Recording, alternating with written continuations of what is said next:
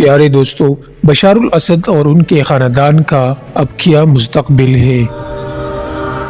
جب اتوار کو بشار الاسد کی حکومت کا تختہ الٹایا گیا تو اس سے نہ صرف ان کا شام پر اقتدار کے 24 سالہ دور کا خاتمہ ہوا بلکہ ان کے خاندان کے اس ملک پر نصف صدی سے زائد حکمرانی بھی اختتام کو پہنچی۔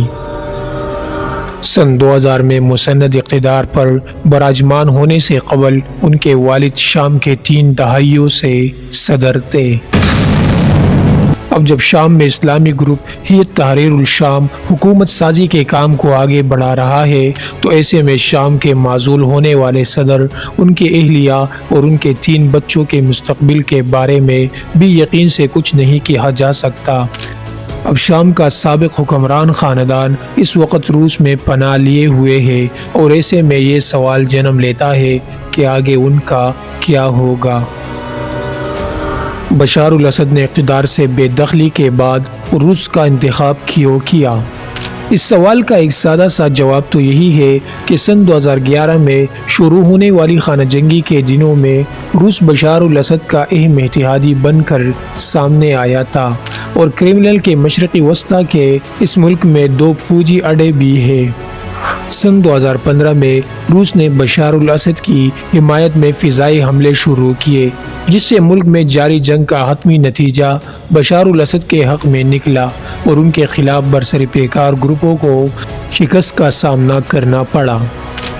برطانیہ میں قائم گروپ کے مطابق روس کی طرف سے کی جانے والی کارروائیوں میں 9 برس میں 21,000 سے زائد افراد ہلاک ہوئے، جن میں 8,700 عام شہری بھی شامل تھے۔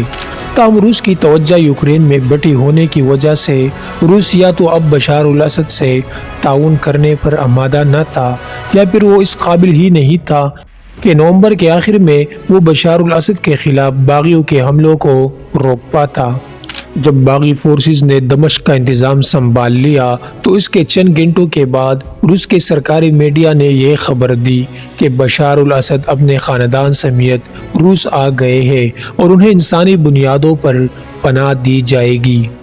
مگر جب کریملن کے ترجمان دمیتری پاسکوو سے بشار الاسد کو پناہ دینے کے فیصلے اور یہ کہ وہ کہاں قیام کیے ہوئے ہیں کے متعلق صحافیوں نے سوال کیا تو انہوں نے کہا کہ میرے پاس ابھی اس کے متعلق آپ کو بتانے کے لیے کچھ بھی نہیں ہے۔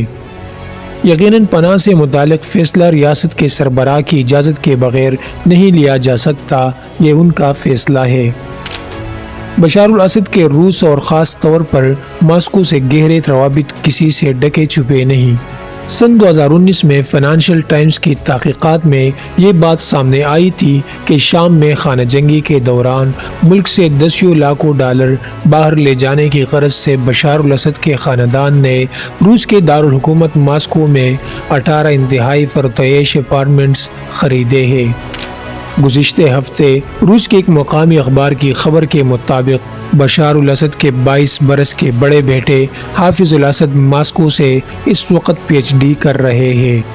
اختتام ہفتہ پر دمشق میں افراتفری کے دوران روس کے سرکاری ٹی وی چینل نے یہ خبر دی کہ ماسکو حکام اس وقت شام میں مسلح پوزیشن سے ملک میں موجود 2 روسی فوجی اڈوں اور سفارتی عملے کی حفاظت کو یقینی بنانے سے متعلق رابطے میں ہے۔ بشار الاسد کی اہلیہ اور بچوں کا تعارف۔ بشار الاسد نے برطانوی اور شامی دہری شریعت کی حامل اسما سے شادی کی، جو مغربی لندن میں شامی خاندان کے ہاں پیدا ہوئی تھی۔ سرمایہ کار بینکر بننے سے قبل انہوں نے یونیورسٹی تک تعلیم لندن میں ہی حاصل کر لیا۔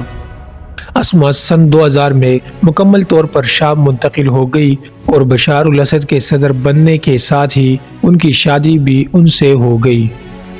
بشار الاسد اور ان کے اہلیہ کے 3 بچے ہیں، جن کے نام حافظ، زین اور کریم ہیں۔ سن 2022 میں امریکہ کے دفتر خارجہ کی کانگریس میں پیش کی گئی ایک رپورٹ کے مطابق بشار الاسد کے پورے خاندان کے مجموعی اثاثے 1 سے 2 بلین ڈالر مالیت کے ہیں۔ تاہم اس رپورٹ میں یہ بھی کہا گیا ہے کہ اس خاندان کے دولت کا درست تعین ایک مشکل کام ہے، کیونکہ یہ بھی خیال کیا جاتا ہے کہ اسد خاندان کے اثاثے متعدد بینکوں، ریئل اسٹیٹ کے کاروبار، کارپوریشن اور باہر کے ممالک میں ہے جہاں انہیں ٹیکس سے استثناء حاصل ہے۔